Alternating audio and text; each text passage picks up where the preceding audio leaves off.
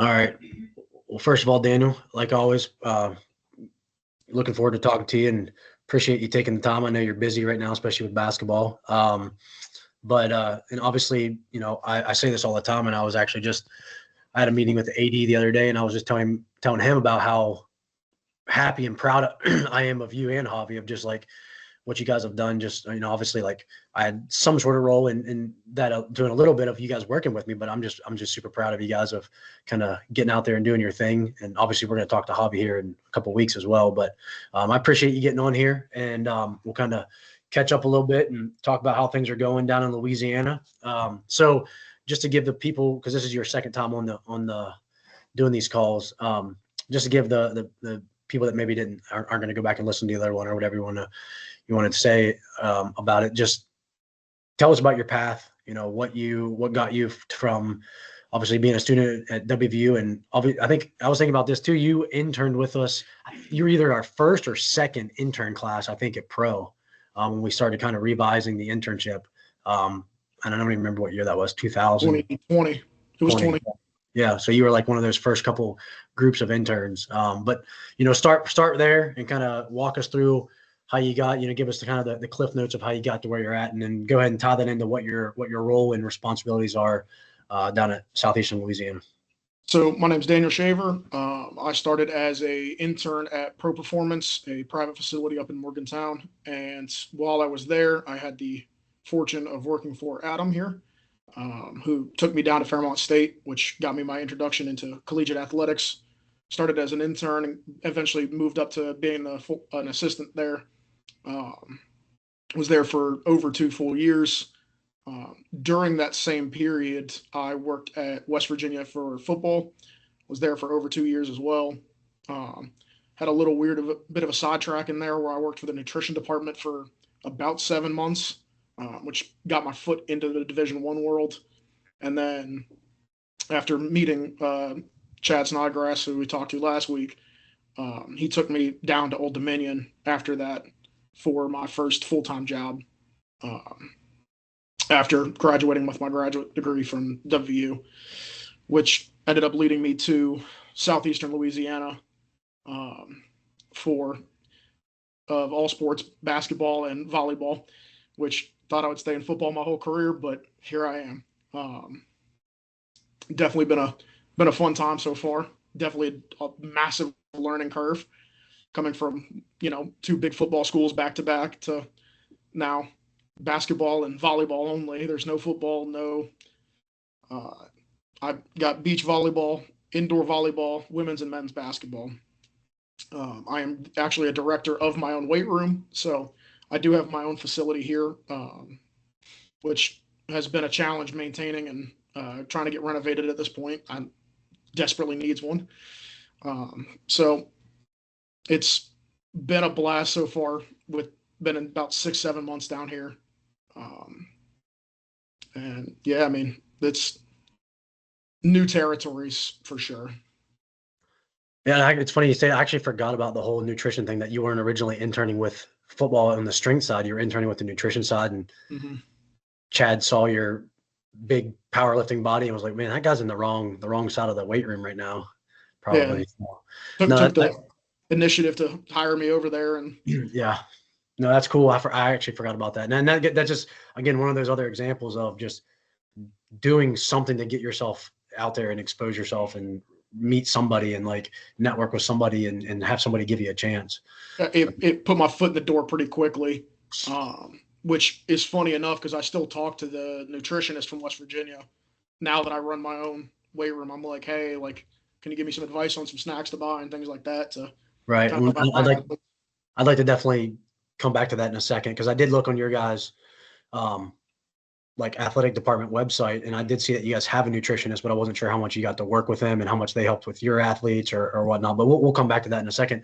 The one thing that, and this is something that we really don't even usually get to ask these questions, but I do know, like, obviously Tyler's going to be graduating soon and he's going to be looking for jobs. And I know you and Javi both kind of went through that whole, just that world of like apply, interview until something finally just cracks. I mean, that's just the way that it is, especially early on in your career. I mean, Noah's going to be doing that soon, and some of the other people that are with me are going to be doing that soon. What was that kind of process like? Just kind of again, take us through that. Like, what were you looking for? Was there, you weren't obviously seeking out basketball and volleyball, but I mean, you were just applying for jobs that were intriguing to you, that jobs were something different. Like, what was that process like in terms of just the application and reaching out process, and then the interview process, and then kind of like what maybe you think, stood out to where they wanted to take a chance and hire you? So the last two jobs I've had, I didn't apply for either of the positions. It was surely based on people I've run into contact with, and I take that back. Pretty much every job at Division I for strength and conditioning is just I've met the person. I haven't actually interviewed. I haven't applied for that job in particular. I just knew, like when I met you at Pro Performance, I ended up going down to Fairmont State.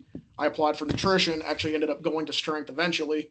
And then that turned into another job eventually down the line. So it was more who I knew at the right time versus me actually applying and interviewing for that job.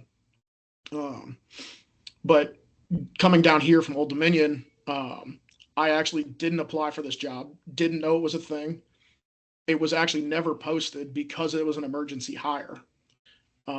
So that fell into a kind of a weird category for they were just looking for somebody fast. And Nolan Harvath had texted me, basically said, I know you're looking for jobs. I know a guy that's looking as well. Would you be interested in going basketball? I said, I got no issues with that. Like, can you send me over a little bit more details? Nolan had called Chad. Chad was like, hey, I think this is a great opportunity. Put me in contact, and took about a week, interviewed the head strength coach here. Definitely hard-nosed guy, very much like Chad and Mike and a couple other guys that I used to work with. So it wasn't very much of a learning curve for me moving here, but I was in the boat of I had to interview with all the different coaches that I worked with, which we actually added one more now, but I had to interview with the men's basketball coach, the women's coach, and the volleyball coach at the time.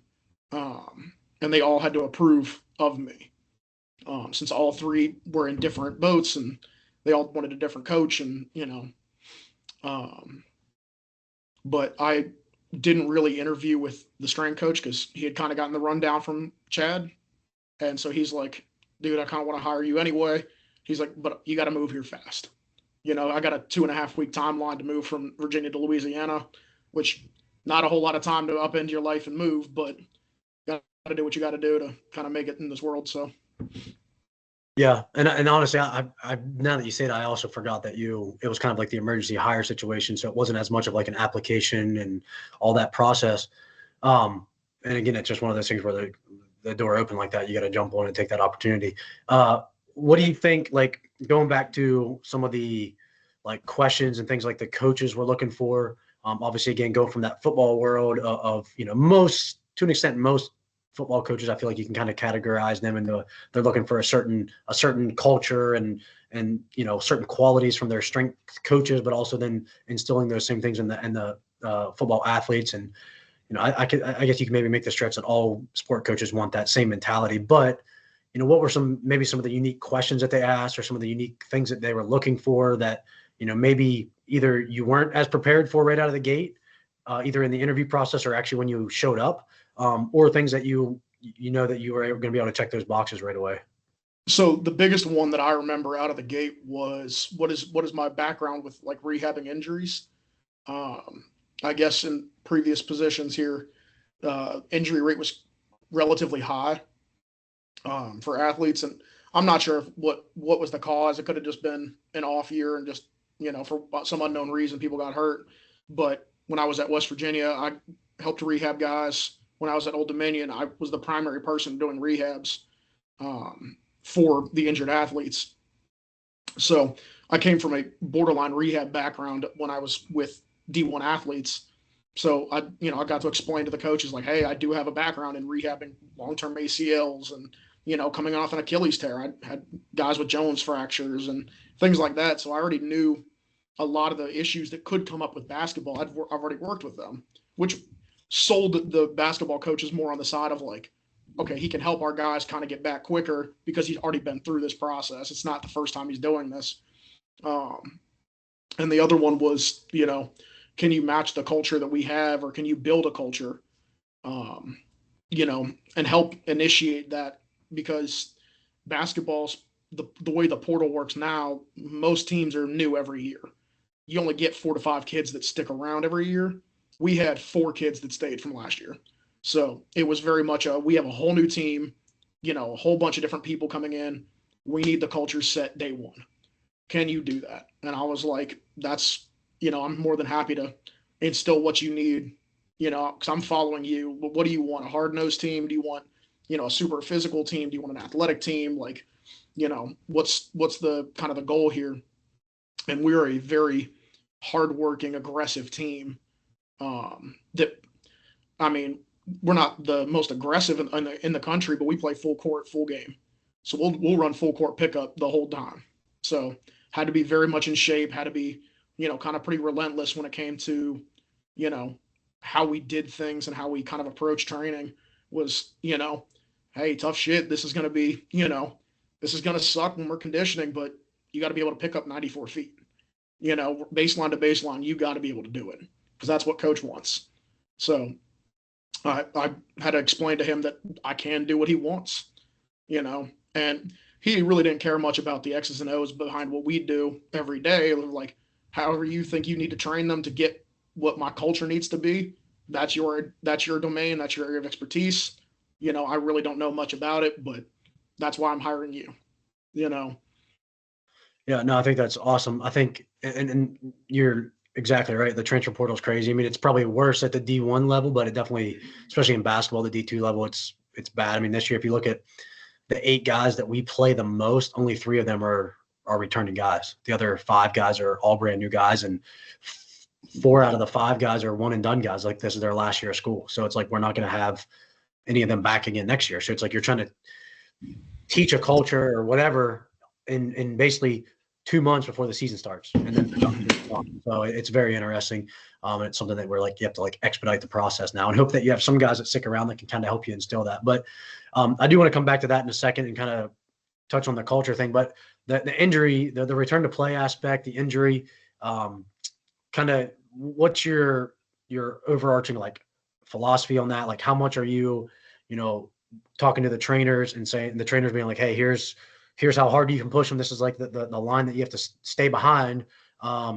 You know, how does that communication work? And then how are you kind of like basing the rest of your training program off that? Like, I mean, say you have a kid that has an ACL reconstruction or Achilles reconstruction or whatever it may be, but they're basically, you know, limited on one joint, one side of their body, or sorry, one appendage or whatever it may be. Like, what's kind of the path that you're starting with and kind of going down? So my overall philosophy is, do you want to play again? You know, that's the first thing I'm going to ask a kid is, do you want to play again? And if they tell me, yeah, I'm like, all right, we're going to do what needs to be done. And it's not going to be fun. Like, rehabbing is never going to be a fun process. Like, they need to know that out the gate so that they're not discouraged later on when things aren't necessary, when you take 2 steps forward, 1 step back. But I talk to the athletic trainers every single day. Actually, probably more than anybody else I work with in my day to day. And I'd rather over communicate to them about what I can and can't do with an athlete already than overstep a boundary where the athlete may not be ready for, you know, this progression, that progression. So myself and the head athletic trainer for the whole program, he runs with basketball currently. I talk to him every single day about what they do, what injuries they have, and just kind of making sure, like, if I notice something, I ask him as well, like, hey, have you noticed this with this kid? You know, and he's like, hey, I haven't noticed that, but I'll keep an eye out for it. You know, if he comes to me, I'll already know a little bit about it. But like, touching on the ACL reconstruction, we had a kid, men's basketball player, that was coming off an ACL reconstruction, and he was stuck in another country for 6 weeks. So I had no idea what was happening, what kind of training he was doing. I had no contact with him. So I was trying to figure out, like, day one back, can he do what I need him to do? And he came out of the gate pretty hot, but it was a 2 steps forward, 1 step back situation with him. We came out too quickly. We had to take a step back and then gonna go, okay, let your knee kind of recover a little bit. Then we'll kind of reintroduce some things. And kind of restart the progression to how we want to introduce plyometrics and, you know, single leg movements and stuff like that. And I mean, he's playing probably 15 minutes a game now, 16 minutes a game. So, I mean, he does what we need him to do. But that was definitely one of those out the gates of, ooh, I might have overstepped my what I needed to, because nobody had said, you know, he was good to do anything. Nobody had told me he was had an ACL tear to begin with. So when he came back, he didn't tell me. The athletic trainers didn't tell me. So it was a figure out on the fly situation, which seems to be the case a lot of the times. A lot of my guys currently have, you know, jumpers knees and things like that. So kind of working on rehabbing, adding it to the actual program itself. We add in TKEs every day, and, you know, trying to strengthen up all the muscles around the actual joint is definitely one of the pieces to how I kind of rehab things. That's I can fit it in to where they don't think that they're just rehabbing. They think it's just part of the program. Like, I would like to think volleyball did a great job. We didn't have a single major injury this past season, which for how many times they were jumping a practice was pretty good, because they were jumping about 200 times a practice, which is a lot. But Yeah, that's more than the Louis Simmons 40 jumps a week recommendation, right? mm-hmm. But so, you know, I guess thinking back to like the communication obviously is huge, especially when you first got hired, and, you know, not everybody, you didn't know everything about everybody and everybody's injury history and all that kind of stuff. I think that's another thing with the transfer portal is you're getting these kids, and you're just going to assume they're going to show up and be healthy and not have a long laundry list of injury history. And then you find out, you know, day one, you know, somebody sprains their pinky toe, and you're like, oh man, this person's had an ACL and a low back issue and a hamstring strain, and it's like, oh, okay, this makes sense why this person keeps getting all these little like nagging injuries. And in terms of like, you know, you mentioned working that in, like you're kind of doing that throughout the year, basically like in a prehab situation as well for somebody that might not be in a rehab situation, but they are getting some tendonitis, or they're getting, you know, they maybe had a small ankle sprain or something that they can play through. You kind of start implementing some things in a prehab setting. Is that kind of what you were saying with that a little bit? More so, yeah. Like, we had a kid roll his ankle, and he's like, I've never rolled my ankles really before, and like, I was like, we're just gonna add some stuff in, you know, pre lift to kind of take care of that. So we'll add in some, you know, tib raises, some calf raising. We'll do some different walks that, you know, try to help prime the joint a little bit more, so that we lift immediately before practices, so that they're already warm, ready to go before they walk downstairs. So it's more of, you're right, of like a prehab setting of like, we're gonna add it in the future. This hopefully won't be another problem that we have to face. So I'd like to think that that's volleyball did that more or less too, where, you know, we're adding in a lot of glute bridging in the warm up and things like that to kind of help alleviate some low back issues that they were having, and some knee issues, ankle issues. We'd add some stuff, and a lot of them came to get extra stuff done with me on like days off or whatever. They would come in, and we would basically do like an ankle circuit or a knee circuit, depending on what kind of position they were playing. Or we had a girl with a long-standing ankle injury that she came in every single day to do kind of prehab work, pre-practice, even if we didn't have a lift or anything. Yeah, and that's good. And that's one of those things where, obviously our situation at Fairmont with having so many kids and so little time, but that's something where in your situation, it's awesome because you got, what do you have, 45, 50 athletes that you kind of oversee basically? We got 80. Yeah. Because we have the volleyball and the beach. Both volleyballs, yeah. Yeah.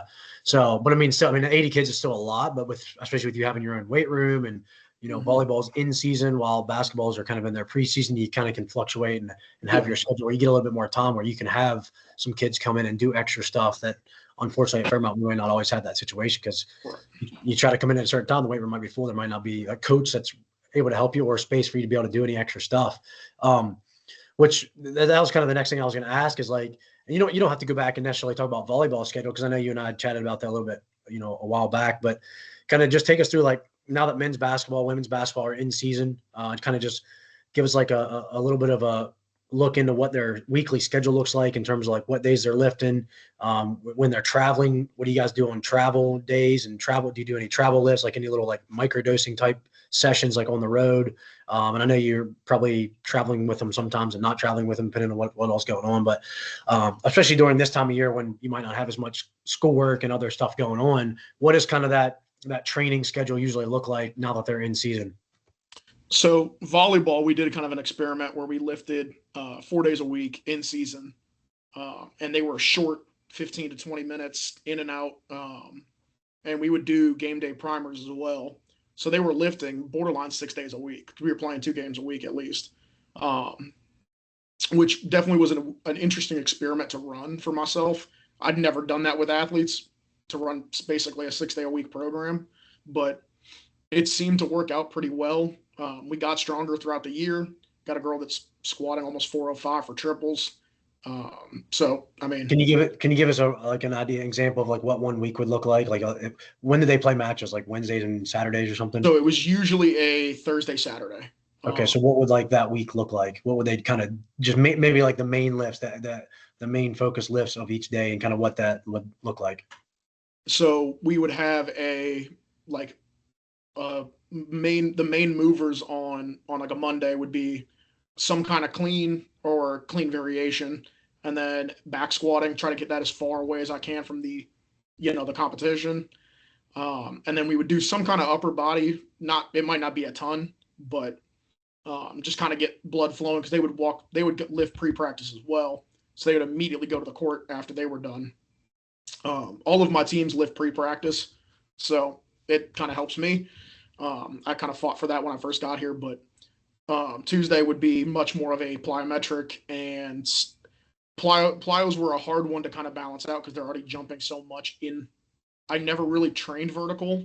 I always did more lateral and horizontal movements, just because they're already jumping 200 times vertically a practice. So I was like, I'm going to train force in a different direction, hopefully just help long-term athleticism and injury reduction. But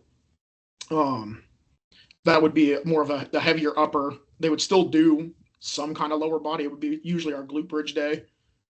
Again, try to keep that as far away from the game as possible. And then Wednesday would be much more of the we did like a dumbbell snatch, or we did something among that nature, and a small it was usually just a quick power movement and a little bit of upper body. And then the next, we'd play the game. We'd be kind of some med ball work, a little bit of jumping, some isometrics, and kind of getting the feet moving as well. Just kind of try to get the heart rate as high as possible pregame. And then I would, because these girls have been sitting in class from 8 o'clock in the morning to 4 p.m. when they're getting ready to go play. So just kind of get the brain ready to go, kind of 15, 20 minutes to, hey, you got a game in, an hour. Got to focus in on it. Friday would be our split squat day. Again, nothing crazy. The last 4 weeks, we did all single dumbbell or body weight for split squatting. We were in the Bulgarian, at that point we were doing Bulgarians. And then Saturday would also be very similar to a Thursday pregame lift. And Sunday was the only day they truly had off, except girls would come in and do like recovery work as well. Yeah, no, I think that's awesome. Would you still do did you travel with them, and would you do some sort of primer like on game days if they traveled, or did you kind of send like a go bag with them, or it was kind of just on their own if it was a away game? So I never traveled with them. I only did their pregame at home, but I did send like a little like go bag of like, here's a roller, here's a lacrosse ball, a golf ball, and a band. And then I sent out like a PDF of, here's some, pogos, some plyos, if you got a little wood block or something to do fast feet off of, we can do that to kind of get the heart rate moving. But it wasn't the exact same, but it was close enough.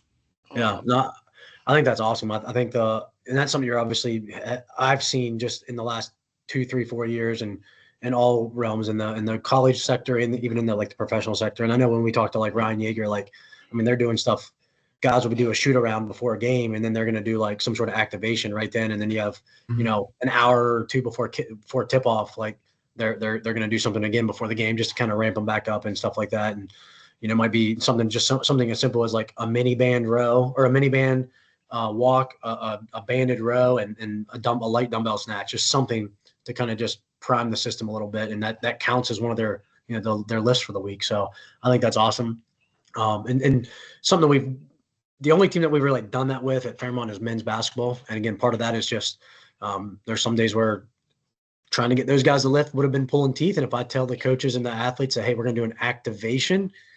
2 weeks ago, we did an activation lift, and we were doing sumos, elevated sumos at 85% for singles. So, but that was their activation lift, and it was 20 minutes, and we just did sumos and landmine and split jerk. So it's one of those things where like that's still an activation, but it also, to me, that was like our lift for the week, for the back half of the week too. So I think you got to kind of pick and choose your battle sometimes, and what's the best for that day. So then looking at basketball right now, what's kind of the normal schedule and the flow for men's and women's basketball? Are they doing similar stuff? Are they doing different stuff? How's the travel look and everything like that? As of right now, they go 2 days a week each. Very similar programming, not identical, but like women's has a little bit of a higher volume to it. Nothing crazy though. It might be like 2 or 3 more reps, or it might be another set on top of things. But as of right now, we're out of conference, so our game schedule is kind of all over the place. We don't have a set, we're playing on a Thursday and a Saturday. Now when we get to conference, it's Saturday, Monday for us. So we will lift Wednesday, Thursday. We'll do our heavy clean, our clean variation, and then our squat on Wednesday, a little bit of upper body on Thursday, back through it the next week. So it'll be kind of like a split up 1 day a week program, just a little bit more drawn out into 2. But women's basketball will be very similar in that boat. They play Friday, Sundays, so they'll just move back 1 day in the week from that. But as of right now, I only travel with men's basketball. I try to be at as many home events for women's basketball as I can. I might miss a game or 2, but as of right now, I haven't missed a single home event for any of my sports. But we travel a lot for men's basketball. We have 12 home games, 18 road. So we're kind of all over the place for that. But yeah, I've seen some of your posts, like where you're at and different things like that. It's cool. You're getting to see probably a lot of the mostly southern U.S. that you probably never would have otherwise get to see. But has there been any discussion with the basketball teams about doing game day like activation preps or anything like that with them? We do it out of necessity, more or less. We've had certain guys kind of start doing some pregame stuff. Not every kid likes to, especially some of my fifth years, my one and dones. They're kind of in the boat of like, I've already had a system for the past 4 years. I'm not going to change it for my last one, which I understand. Like, you got your routine, I'm going to leave you to it. That's a battle I'm not trying to fight. Now, all my underclassmen, I'm trying to build that up to where it's like, for the future, this is how we should do things. But for the most part, it's very much we have like a 2-hour pregame. So like that first 30 minutes, I try to do something with at least the underclassmen or the guys who don't play. They might play 3-4 minutes a game. So I'm like, all right, we're going to get at least something out of this. That was gonna be my next question of like, if you guys have red shirts, are you guys doing like an extra lift with the red shirts, or at least something extra with them, just to get them more opportunities to kind of like build their body? Yeah, so we do as of right now, I run a high, low, and no minute program. So I got my real high minute guys. They run a modified version of our plan. It might be a set off, it might be a couple reps off. Kind of depends on what the program's set up for that week, that block. My low minute guys, they're usually going to do the full thing, depending on kind of how my high minute guys are feeling. I might modify my low minute guys, be like, hey, they're really beat up. The low minute guys might be playing more this week because of that. And then my no minute guys, they actually get added volume to their stuff, or added, it might be a whole nother lift on top of that throughout the week. So when they travel with us, it might be we're in the hotel gym, we're cranking out push-ups, sit-ups, we're holding split squats, that sort of thing. But we'll try to add extra stuff to them because they're obviously not playing. But we only have one kid that doesn't play as of right now. So out of the 15, 14 are on the court. Usually they end up on the court at some point in the game. Yeah, that's obviously good for them, and it makes it a little bit easier for you. But I mean, because that's kind of like we're kind of in a weird situation too, where we got, 8 guys that play, then there's like 3 or 4 guys that kind of get in, usually like in garbage minutes. And then we do have 3 like official red shirts. So the 3 official red shirts, I mean, they're basically on a day where they're doing like, lunges and pull-ups and then kind of a bodybuilding finisher, you know what I mean? So it's a change. And that actually we have like a competition going between those 3 of I measured all their biceps and all their chests, and we have a competition to see who's going to add the most, size throughout the season. So it's kind of interesting to see where that goes, and it's fun, and it makes it. And then we have one rehab guy. We have a guy that also had shoulder surgery, so he's doing his kind of rehab, but he's also lifting 3 days a week, whereas all the other guys are 2 lifts a week. And essentially, I like what you said too about it's basically just one set could be the difference between the high guys and the high minute guys and the low minute guys, and that's enough to like back off on them and give them the stimulus they need, but not do too much, versus that extra set or extra few reps might be what those low minute guys need because they're just not getting the intensity from the games, and the wear and tear from the games. Speaking of wear and tear and volume and things like that, I know you told me you just had probably like a Vertimat or a Vertec. Did you end up getting like any jump mats, or do you guys have any tracking devices, heart rate monitors, anything that you guys are measuring any type of volume or intensity with? That's the uphill battle I'm currently fighting. The person who was actually fighting the most for it just left. So we had our volleyball coach here. He took the job at Liberty, so he ended up leaving us, and he was the biggest proponent for the weight room. He loved what I did. He actually was looking to buy us VBT for every rack, and was fundraising for it. He was trying to get us Vertimaxes, or not a Vertimax, a jump mat for the weight room so we could test every day or every other day. As of right now, I just use we have a Vertimax, kind of annoying to use especially for 20 girls and, some of my guys, but for the most part, we just test broad jumps and things like that. We don't have any heart rate monitors, and we don't really have much tech outside of a Vertimax, which is not really tech, but I have looked into Connexon and looked into catapults for both volleyball and men's and women's basketball at this point. But I'd like to get them. It's just more of, do I have the money for it, and can I either fundraise the money or kind of do something like that? Yeah, no, I mean, it's one of those things where like, and Chad was kind of talking about this a little bit too, where it's as much as of a benefit as that technology can be. And you got to be able to have the time of the day to be able to sit. I mean, I know you did this with Catapult. That's partly what you did at Old Dominion and WP2 is looking at that data, but it's like, you got to be able to have time to actually analyze the data. And then are the coaches even going to value that? Like, it might help you change your volume and intensity with lifts, but it's like, if they're not going to change anything with practice, like, is it really even, at least like the velocity or the workload management stuff, like, are they going to change what they're doing at practice? Is it actually going to influence it? If it's not, then it might be more beneficial just to have some jump mats or something that's more for the weight room versus, what it kind of should be dictating with practice and things like that. So that's something that we're still kind of navigating and trying to figure out, and trying to figure out the best way to present the data to the coaches and make it as digestible and like useful as possible. So yeah, I think that's definitely a debate that you're going to probably have to continue to have and figure out what the best method is. Going back to like the culture aspect of things, and you don't have to like give us examples of exact, arguments that you might've got in with a kid or something like that, but give us some like situations, some scenarios, maybe where, you wanted, the basketball coach wants the guys to play hard and be tough and be in shape. Like, what are maybe some, pushback that you got from that? How did you kind of overcome those hurdles? What's the message? And then the other thing with that is like something that we also don't get to have as much at Fairmont is like, how often are you in like coaching, like meetings with the team? Like, is there something where like, if you have an issue with a guy in the weight room, is that something that you can bring up in the team meeting and the coach is going to support you and have your back? Is that like, what does that process look like? Like, how many issues have you had? How much support are you getting from the coaches? And how much are you involved with overall team culture, not just like weight room culture?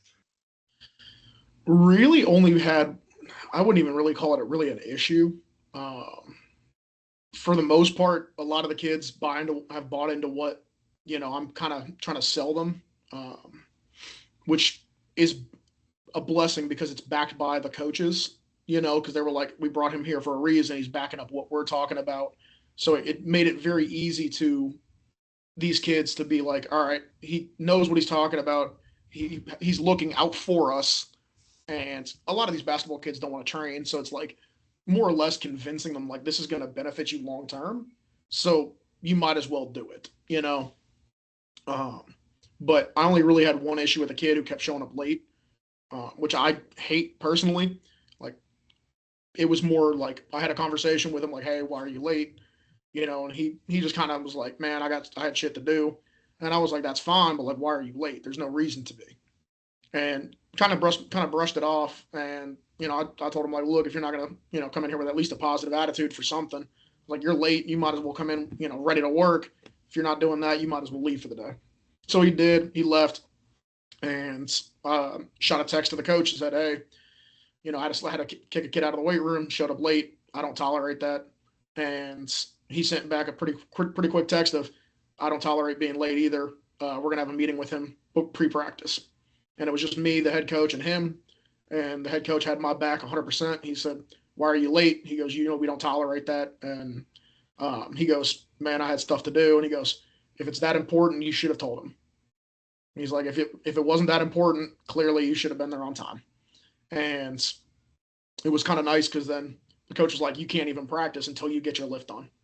So he had actually come in, which the kid wants to play basketball. He doesn't want to lift.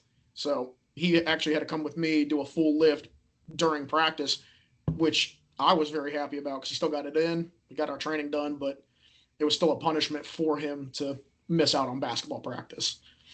But that was the only real issue I've had. But I do sit in on team meetings. I get to, talk to all of my coaches, all the girls I work with. I'm sitting on their meetings, women's basketball, and both indoor and outdoor volleyball. And then I'm in all of the meetings for men's basketball because I'm traveling with them. So I'm in on film on that too. Talk to the coaches about what we do and don't need. So that's probably where the communication comes in. I'm at almost every single practice for all of my sports, unless they overlap. But for the most part, I'm at every single event. Yeah, again, I think that's awesome, and honestly, I'm a little jealous because that's again one of the downsides, and this, like we see, in season we see football for an hour and a half a week, so it's one of those things, and obviously our football team has a pretty good culture, but it's one of those things where like there's times where they're gonna get away with being late versus like in the weight room we're trying to not ever let them get with late. Same with basketball, like I mean. I don't know if I want this on record, but we got a basketball guy that is an issue with me in the weight room at times, or he's an issue for me in the weight room. And then you watch him at practice and he does the same shit at practice, but they let him get away with it, and hell, there'll be pregame warmups, pregame like walkthrough. He's wearing pajama bottoms and like a tank top. Like everybody else is in their practice jersey and he's just doing his own thing. And I'm just, and he's a one and done guy, 5th year guy. I'm just like, whatever. It is what it is. You know what I mean? Like I'm not going to change, like you said, I'm not going to change this kid's mind now at this point, especially if the basketball coaches aren't going to be supportive of it. So it's one of those where sometimes you got to pick your battles and focus on the guys that want to buy in and give all your effort and energy to that and let that guy kind of just be who he is. So for another couple months, everybody else can be what we need him to be. And that guy can do his thing for another couple months. But I hate being like that. But sometimes it's not worth your effort and energy at times. So, going to the nutrition stuff. So, what does that kind of look like at Southeastern Louisiana? Like, what kind of resources do you guys have for the athletes? How much are you running some of that stuff? How much are you working with the sports nutritionist, and how often are they meeting with them? Because that is something I'm trying to work with WVU with some of the sports nutrition undergrad students, and they're going to be sending some of those students down to Fairmont to help us out. Moving forward, it's going to be like an official internship site for them. So I'm kind of like trying to get ideas of what I want to expect out of those interns, and kind of how often, we might need to have a meeting with our athletes and things like that. So how often is the nutrition topic something that's on your plate versus are they always going to the sports nutritionist and communication with the sports nutrition? What's that look like? So we didn't have one the first probably 2 months I was here, 2.5 months.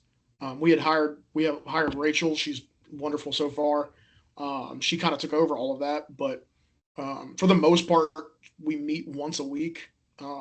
She'll come into the weight room when I got off time, and we're, kind of shooting the breeze a little bit and being able to kind of be like, hey, like, I don't think some of my girls are getting enough food, or, hey, I think one of my girls might be eating too much, which she's had a whole conversation with all of our teams. She'll usually meet with the teams once a week and kind of give like a little nutrition like topic every week of like, hey, if you're going to make this choice, here's a better substitute. Like, don't go eat Chick-fil-A.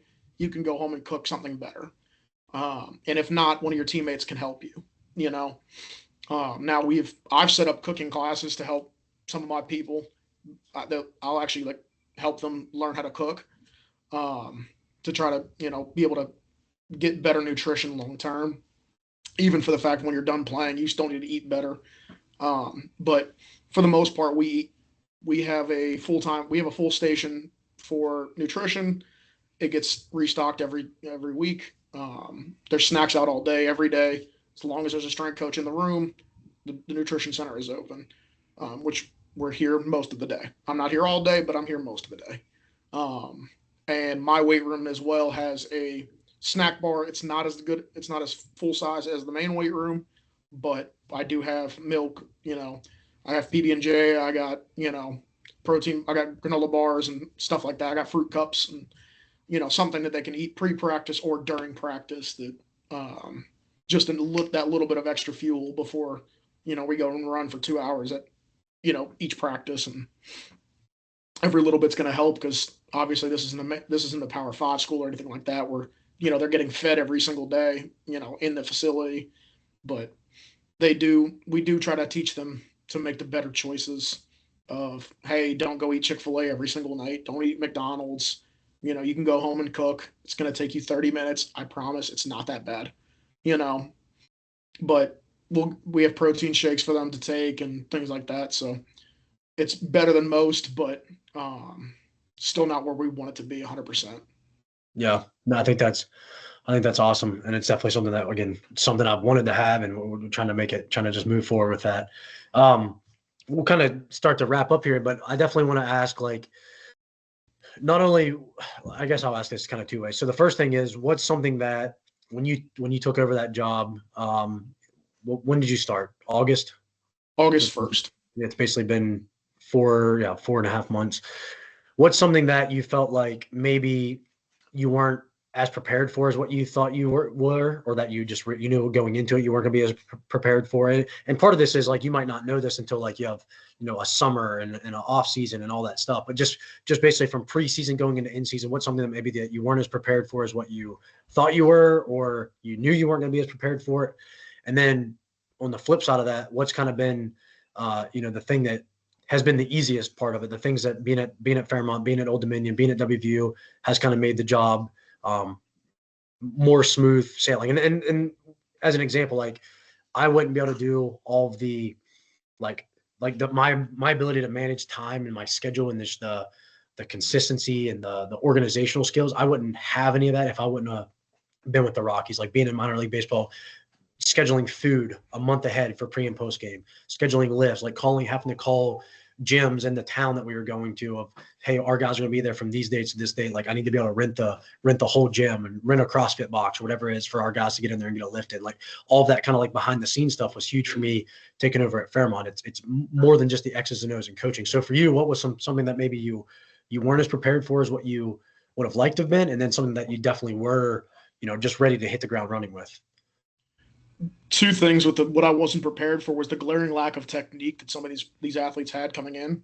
It was, I don't know if it was my predecessor or what, but I don't want to talk bad on that, but it was very poor to begin with. So there was a lot of reteaching, a lot of, we're going to hammer out perfect technique, as Chad talked about, pausing all of our reps. And, that's how I was taught when I was there. And I still follow that to a T. We pause everything. Everything is as to the best of their ability as physically possible. I got some kids with lack of range of motion in some joints, so we have had to work on that every day, every week, trying to hammer that out. Like I got a kid with really poor ankle mobility because he's sprained his ankles about 100 times now. So they've just kind of built up over time of I can't move them very well. But every day we work on that to help better that. But I was not prepared for the lack of technique at which they had. Their back squatting was terrible. Their front squatting was terrible. Half of them couldn't do a chin up when I first got here. It was the push ups, elbows were completely flared, like, and it was just never corrected. And so now that I'm correcting it, a lot of them have reduced injury. Like, oh, there's no pain in my shoulder when I do a push up now. That's crazy. It's almost like our technique's better. Things like that. Um, and then I'd say the second thing I wasn't prepared for was the sheer amount of traveling and just kind of coaches being all over the place, changing schedules all day, every day. I'll get a random text to be like, "Hey, I ran them super hard at practice yesterday. You might not be able to go as hard and lift. All right, got to change my whole plan up now." Where football was very much like, we are lifting these days, we are still going to push as hard as we can. Where I'm like, these people got to practice 6 days a week, and they're going to go run for 2.5 hours, and I need them to be, fully ready to go. Otherwise, I'm going to get chewed out of like, why are my guys complaining that their knees are sore and their ankles are hurting? So that was something I wasn't prepared for, was the amount of modifications I was going to have to do to my planning, my programming, and my my daily life and scheduling. That I'm very happy that I sorted that out pretty quickly. One thing I would say I was very prepared for was the personalities that would come with this. Dealing with football first, everything else after that was a walk in the park. Because I got some real hard-nosed kids that are, very much like football players. And then I have some people that are the 100% complete opposite, grew up in platinum spoon in the mouth kind of families. And so I coming from Fairmont, where I had, 200 athletes that I got to work with during my time there, definitely taught me a lot coming with that of, you're going to get different backgrounds. And that was pretty easy to deal with when I first got here, though. But other than that, I think everything else was kind of a normal thing for me. Like, there was no, like, I was super prepared for, I wasn't really prepared for. Everything else was pretty standard across the board. Yeah, and that's good to hear. And that the thing is with the technique and all that, like, I feel like sometimes that gets, I don't know, taken for granted because, like, again, the path that you and I have been on, like, and my 10 years ago of rep integrity getting drilled into my head for the short time that I was at WVU, like, that's literally what my entire philosophy's kind of been built off of ever since. And everywhere that I've been, there's been coaches that sometimes look at me when I'm like, hey, that person didn't squeeze his pull-ups, he didn't come to a dead hang at the bottom. They're like, that's okay. That's what's the big deal about that? And it's like, to me, like, that is the big deal. Like, that is the most important thing of what we're trying to do here. And it's funny because after we talked to Chad last week, I was talking to Tyler. I was like, what'd you think about it? He's like, well, 90% of what he said, especially about the rep integrity, is exactly what you said. And it's funny because me and Chad literally haven't talked for, 9 years. You know what I mean? So it's one of those things where it's just kind of funny how, like, those things are so important, but I think they just get overlooked by so many coaches, whether they're not as competent, or they don't care about those things, or that's just how they were taught. And it's just bad repetition. I think, but at the end of the day, I think a good training program can become a great training program by just having high rep integrity and teaching technique. And like you said, I remember you telling me that the coaches were coming to me like, hey, we're glad that you're telling our girls and guys to actually take weight off the bar to do it right, so that they don't get hurt. Like, that's something that, again, I fought that battle when I first got hired. I mean, you were there almost from the beginning when I was at Fairmont too. Like, we were pulling our hair out because kids just wouldn't listen to us about, like, doing things the right way. So, now it's not like that. Now it's, most of our athletes know what the expectation is. So I think the rep integrity thing is so important, not only for the safety of the kids, but just for the long-term athletic development and just the culture development. And again, it's something that I think we can all hang our hats on at the end of the day too, of like, hey, like, this is just what we do that's better than what everybody else does. Like, everybody does pull-ups, but not everybody does them the way that we do them. So I think that's awesome. You have anything else kind of to add? Any words of wisdom, especially, like I said, for guys like Tyler and Noah that are going to be moving on here in the next 6 to 12 months and kind of looking for their next stop, like anything that you feel like stands out from even like the school and the location and things like that, of like, travel and just all that kind of stuff, like what to maybe prepare for, and what something, especially at Fairmont, that we can't really provide in terms of just, we don't travel with teams as much, and, we don't meet with coaches as much, and we don't, like, the weight room times are kind of set in stone because they can't dictate that practice schedules don't change very often. So just things like that. Is there anything that you feel like maybe coming from a D2 versus having experience at D1, things that maybe we do at D2 that we need to be more prepared about going to like a D1 setting? All I'm going to say, I'll say a couple things, but the biggest one I would say is everybody does the same thing. Can you execute it better than everybody else? That's why the rep integrity matters for me so much, is that yes, I'm very much in the same boat where I was taught, this is how we do things, this is why we do it the way we do it. But it's everybody else does it. But can I do it better than them? Which I truly believe I will execute at a higher level than they will. When it comes to like location, school, the logo on the shirt doesn't matter as long as you're putting together good training plans. Good. I had no idea what this school was when I first got interviewed for it. Couldn't have told you it existed. Didn't know where Hammond, Louisiana was, but I really didn't. At the end of the day, I'm very happy I took this job. Like, it opened my eyes to a brand new experience. Like, I thought I'd stay in D1 football for the rest of my life. Never wanted to leave. And I'm happy I did, actually, because this has been one of the biggest teachers for me of like football. You travel 6 times. You got 6 home games, 6 away games. Basketball, you're on the road 18 different times. And, I was in a different country at one point because basketball played 2 games in Mexico. So it was very much throw your expectation of what things are going to happen out the window. We went from Wyoming to Mexico in less than 72 hours. So it was much more of a modify, adapt, and program on the fly than, I got to experience, a bunch of different things, but I would never have done it if I hadn't been open-minded to moving 19 hours away from my family. But I also am in the boat to be able to do that, which I'm very happy about. And I'll say that at the end of the day, people are going to challenge what you believe in here. And, like I had the first volleyball coach I worked with here, he had a kinesiology degree, and he actually challenged me in the weight room one day, the middle of a lift. He's like, why are you doing it like this? And I had to tell him why I did it, and explain, like, this is how I do it. If you don't like it, tough shit. You hired me for what reason? To be me. So it's kind of like the rocks I know Adam talks about is your big rocks.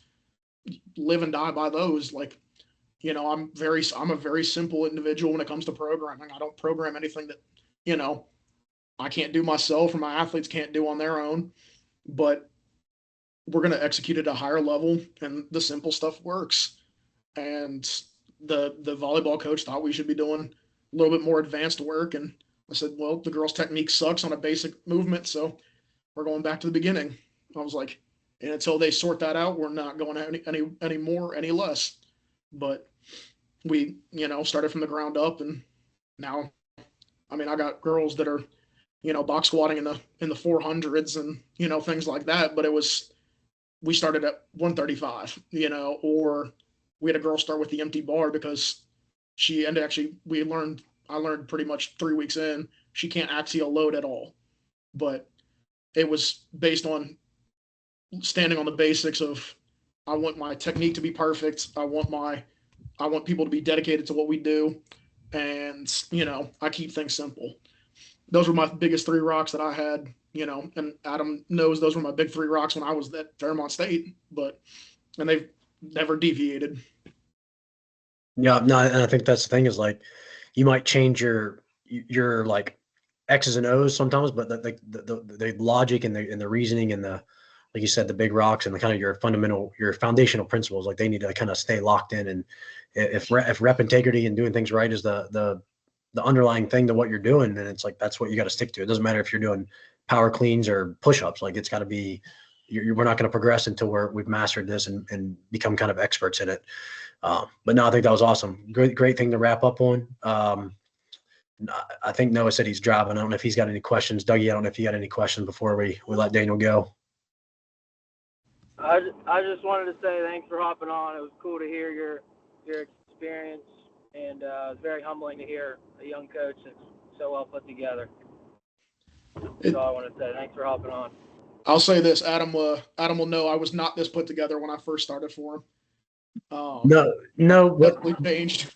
but the thing is, like, that's definitely true. Like, you definitely like grew up and got like a lot of knowledge like very quickly, and it's awesome to see. And I think part of that is just because of just the work ethic that you have. But the one thing that always stands out to me is like you were in that first or second intern class that we had at Pro, and I'll never forget like just the, when I asked you like why do you want to be a strength coach, like what about it is like you were just like, this is what I'm passionate about, I want to help people. And like to me, like that's the answer I want to hear. Like I don't want to hear, well, I like lifting, because I knew you liked lifting. I mean, you were like basically a power lifter then, and a rugby player. Like I knew you liked lifting. It's one of those things where just like that passion is like something that you got to be able to like, that should be exuding from us as strength coaches. And if it's not, then you're probably not, you're not you're not doing what you're supposed to be doing. You're not the person that you need to be and doing the profession that you need to be if it's not like something that you're like wearing on your sleeve every single day. So I get pride out of watching my athletes succeed now. Watching one of my athletes who couldn't dunk now dunk, like seeing the smile light up his face, like that makes me excited that what I'm doing is working, and it's just more of the passion side of like getting up at 4 o'clock in the morning. Nobody wants to do it, but I still don't feel like I go to work every day because I am as passionate about it as I was when I first started. And don't get me wrong, there's days where you're like, God, why do I do what I do? But at the end of the day, it's like, again, I get to watch the end result of, my volleyball girls trying to make a national championship, trying to go to the NCAA tournament, going 26-4 in a season, like that's what the byproduct of that is, Now, how we got there, did it suck? Yeah, of course. But, I get excitement because I'm passionate about making them better so that they're better at their sport so that they succeed long term. That's what kind of drives me still to this day. And that's the same with basketball. Like I want to go to the NCAA tournament. I think that'd be a cool experience to be able to, say my first year as a, basketball strength coach is we made the NCAA tournament. It's a hard path to get there, but, I'm passionate about what I do, get my guys healthy, get them stronger, get them faster, get them a little more physical under the rim, and we'll be all right. But, that's one of the things I'm real excited about is that I'm passionate about them succeeding, not necessarily myself succeeding. Yeah, no, I think that's awesome. Well, Daniel, appreciate it. We'll end on that, and keep doing your thing. And me and you will definitely stay in touch, and hopefully we get to see SLU in the NCAA tournament this year. Have they ever had an NCAA tournament, Bert? The women's team did. I don't think the men's team have. Yeah, well, hopefully soon. Hopefully this year, next year, at some point, they're definitely getting in there. Can only hope. Yep. All right, Daniel. Appreciate it. Best of luck. Keep working hard. Everybody else, thank you. Yep. Thank you.